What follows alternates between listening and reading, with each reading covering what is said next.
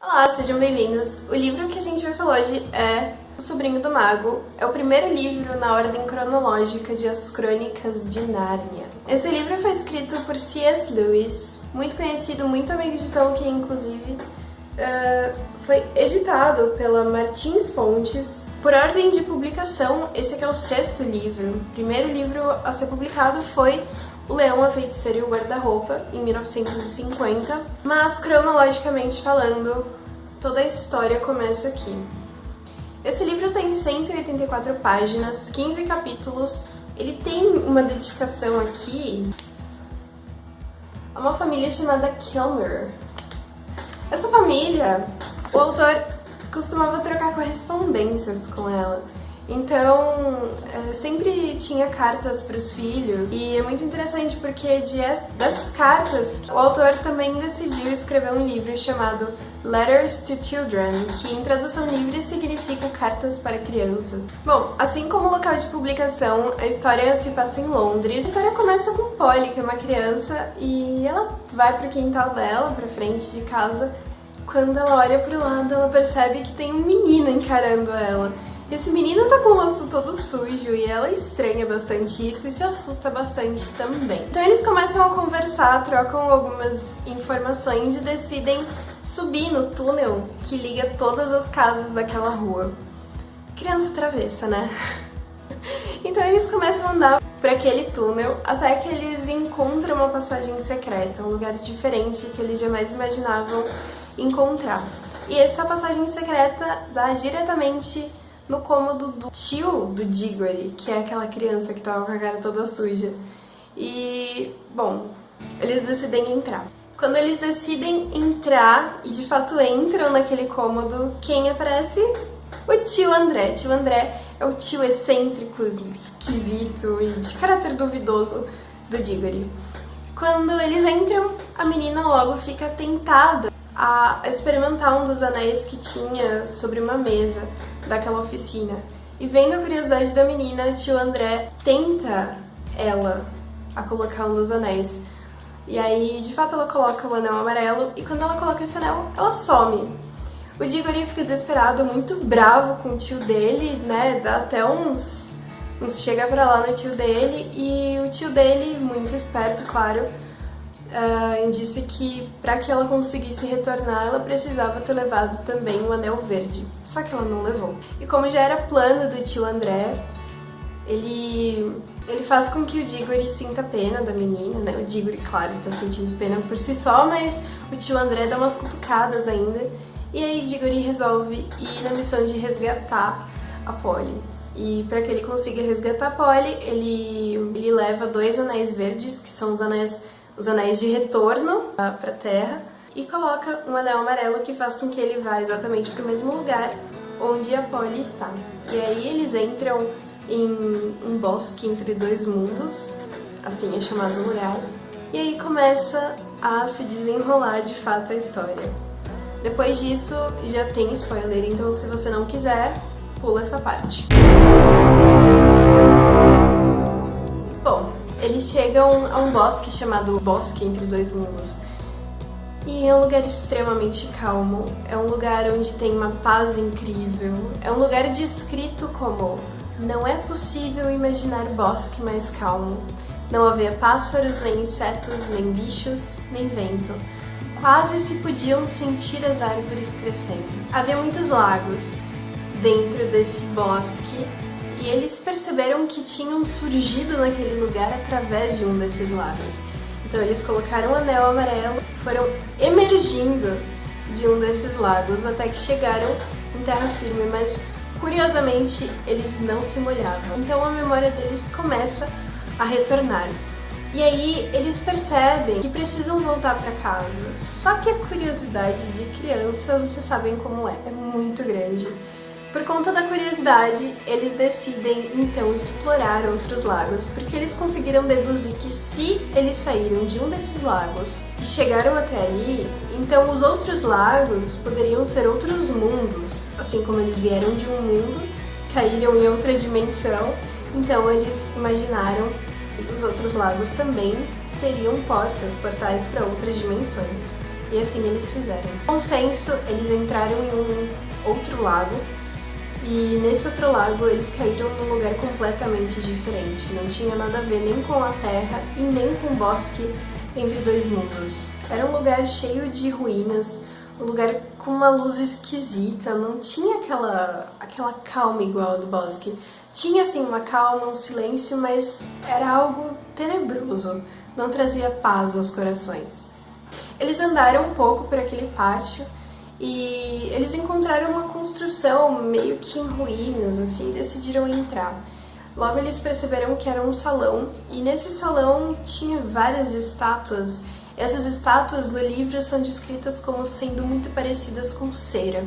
Eram figuras extremamente altas, pálidas, e de longe pareciam heróicas ou até mesmo felizes, mas à medida em que se aproximavam, eles percebiam que eram cada vez mais austeras, egoístas e até mesmo desesperadas para saírem daquele estado.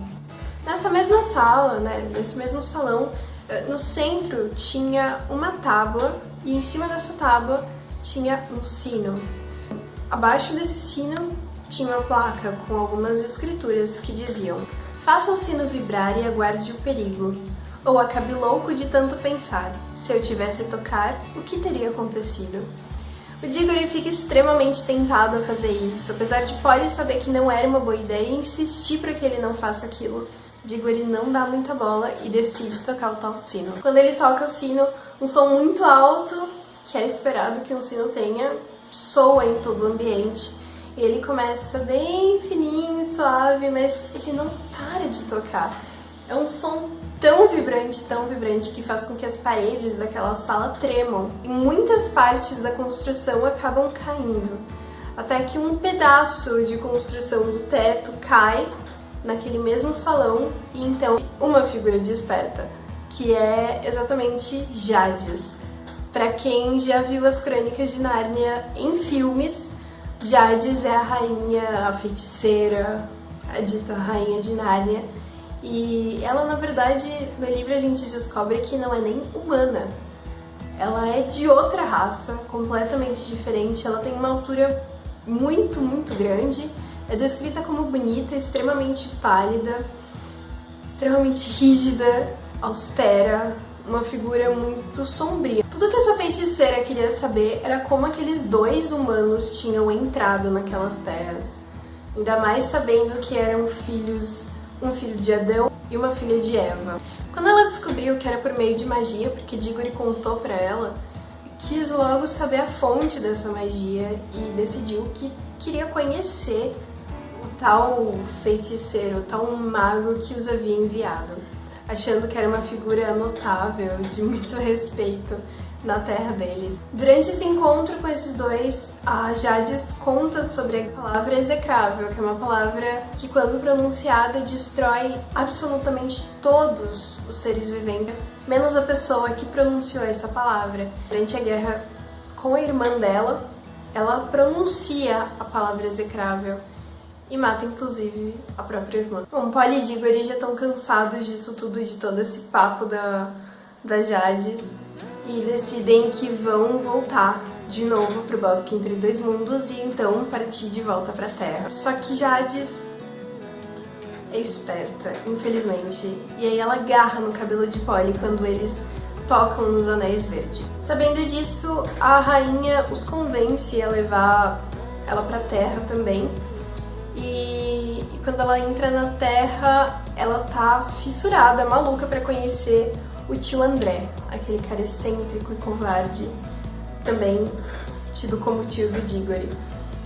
E de fato ela conhece ele, percebe que ele é medíocre pra caramba, ela não gosta dele, mas ele fica encantado com a beleza dela e fica completamente seduzido por ela. Durante as andanças deles dois na Terra, Polly e Diggory percebem que a feiticeira vai ser péssima ali na Terra e decidem trazê-la de volta para o Bosque Entre Dois Mundos e depois para Sharn, que é a cidade de origem dela. Ela é muito arruaceira e ela já tinha arrumado confusão com muitas pessoas, e durante aquela confusão, Diggory agarra o calcanhar dela diversas vezes, até que na terceira vez ele consegue de fato segurar no calcanhar dela, e quando ele faz isso, eles tocam no anel e vão direto pro Bosque Entre Dois Mundos. O que acontece é que tava tendo uma grande confusão mesmo, tipo, briga física, tinha muita gente envolvida, porque ela até uma carroça queria, uma carruagem ela queria. Então ela conseguiu, de fato, um cocheiro, um cavalo, uma carroça, e aí no meio disso tudo tinha o André, tinha ela, tinha a Polly, tinha a Diggory. Então, enfim, uma grande confusão, e acabou que o cocheiro e o cavalo encostaram na Polly ou no Diggory ou em qualquer outra pessoa que estava sendo tocada por eles, e acabaram indo parar no Bosque Entre Dois Mundos também. Ou seja, mesma história, todo mundo ficou meio tonto, né? O que tá acontecendo? Ai, que lugar gostoso. A feiticeira detestava aquele lugar e tinha o André também. Eles perceberam que tinha dado errado e decidiram saltar em um dos lagos. Eles não tinham marcado qual lago era o lago certo de Charn, então acabaram saltando em um lago aleatório, que acharam que era o certo, mas acabaram encontrando absolutamente nada. Até que eles começaram a ouvir um som de canto. Não era um canto humano comum, ordinário. Não, era um canto que parecia vir das profundezas da terra. Um canto muito bonito, suave, o canto mais bonito que já pode ter existido na face da terra. Assim foi descrito. Desse canto começaram a surgir outras vozes, compondo também o canto. E aí era escuro e sem nada, completamente vazio, e viram estrelas surgindo ao mesmo tempo. Até que das estrelas começou a surgir o céu, e depois do céu começou a surgir capim e muita relva, e o lugar começou a ficar cheio de vida. Surgiram animais, surgiram plantas, e tudo que tocava naquela terra crescia. O cocheiro estava muito encantado com tudo aquilo, e ele louvava aquele ser que estava criando aquilo tudo, porque ele entendeu que aquele lugar era o tão chamado céu. Quando a terra clareou, eles perceberam que tinha um leão. Ele era imponente, muito bonito. Tanto ele andava de um lado para o outro suavemente, sem correr, sem ser feroz nem nada. Era ele quem estava cantando aquela canção e fazendo surgir da terra tudo aquilo que estava aparecendo. Todo mundo olhava aquela cena maravilhado, mas o tio André e a feiticeira odiavam aquilo tudo. A feiticeira muito mais, mas o tio André ficou com muito medo, muito apreensivo. Em vez de ver beleza naquilo, ele viu um leão feroz e não conseguiu entender a magia daquele lugar. Passado um certo tempo, a feiticeira tinha trazido um poste de Londres durante toda aquela confusão. Decide atacar Aslan. E ela joga o poste na cabeça dele, que bate aqui, bem no meio.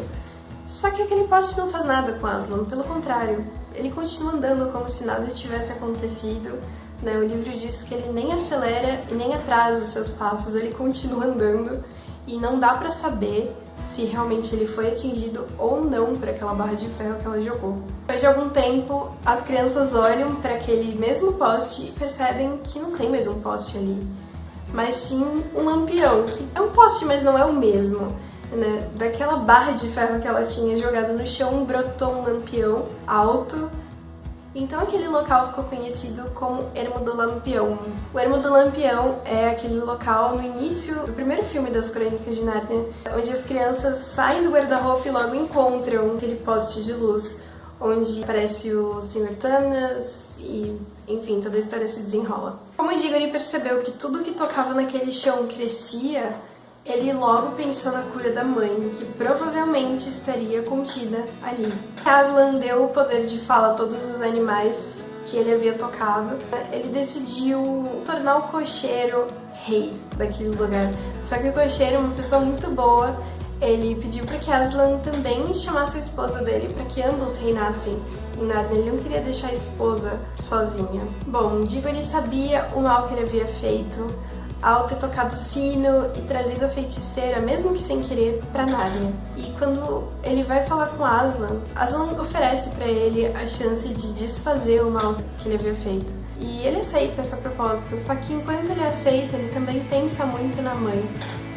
É o que mais vem na cabeça dele. Eu preciso curar minha mãe, eu preciso achar algo que cure a minha mãe. Até esse momento, ele achava que o leão não ligava muito pra sua história e talvez fosse até meio impessoal. E ele não conseguia olhar o leão nos olhos, mas o desespero dele era tão grande. Quando ele de fato olhou pro leão, ele percebeu que nos olhos de Aslan tinham lágrimas douradas e grandes, como alguém que sabe de fato a dor que Diggory está sentindo. Diggory tinha aceitado a missão de desfazer o mal que ele havia trazido, e para isso Aslan diz que Diggory precisa resgatar uma semente que fica além de algumas cordilheiras e montanhas. Então ele precisa ir além de Nárnia.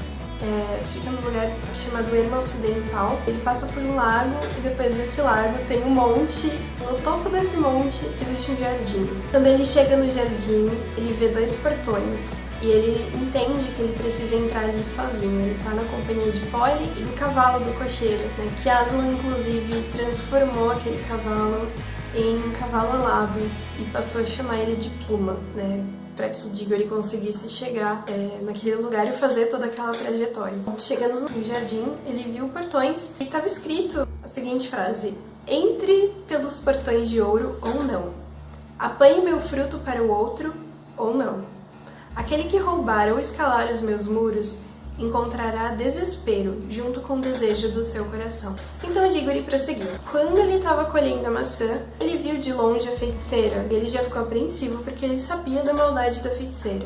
E a feiticeira começou a querer seduzir ele com as palavras e tentar ele a comer aquela maçã. Como ele não quis, ele negou. Como ele não cedeu aos encantos da feiticeira, ela começou a aplicar um golpe baixo. Falou da mãe dele, falou que era pra ele pegar a maçã e colocar o anel, porque então ele estaria de volta na Terra. Mas ele foi muito fiel, muito digno, decidiu não furtar essa maçã, talvez até pela moralidade da época. Isso também é dito no livro. Ele saiu do jardim, saiu correndo da feiticeira, levou a maçã de volta para Aslan. Diggory já tinha aceitado que talvez a cura da mãe nunca aconteceria, e ele, com muita dignidade, entrega a maçã para Aslan. E Aslan reconhece tudo que ele fez de um jeito muito bonito e diz para que ele plante aquela maçã à beira de um lago. E assim ele faz. E quando essa maçã é plantada, dela surge uma árvore. E essa árvore não garante vida eterna, como a feiticeira havia prometido a Diggory, mas garante sim a cura aos mortais da Terra. Aslan cede uma maçã para ele e aí ele leva essa maçã para a Terra, consegue de fato curar a mãe. Pela primeira vez depois de muito tempo, a mãe de fato consegue dormir sem precisar de remédios. Essa parte é muito bonita, gente. Sério, vale muito a pena ler. Depois de alguns dias ela já tá curada e de volta ativa novamente. De volta a ter uma vida normal. E a história do guarda-roupa? Bom, o guarda-roupa surge quando, numa tempestade, essa árvore é derrubada. Diggory, que já era mais velho, o livro diz que ele já tinha passado da meia-idade, já era professor, muito famoso. Ele decide pegar os restos daquela árvore e ele não decide queimar como lenha, mas ele transforma aquilo num guarda-roupa. E esse guarda-roupa é o guarda-roupa que dá acesso a Nárnia, só que ele não descobre isso, ele não sabe disso. O acesso a Nárnia através daquele guarda-roupa se dá no próximo livro, é onde começam os filmes das Crônicas de Nárnia. Se vocês gostaram dessa resenha, deixem o joinha de vocês, é muito importante, deixem comentários com sugestões, salvem nos favoritos, enviem esse vídeo para quem vocês quiserem. E se tiver alguma sugestão, deixa aí que eu vou ler. Muito obrigada por terem assistido. Até a próxima!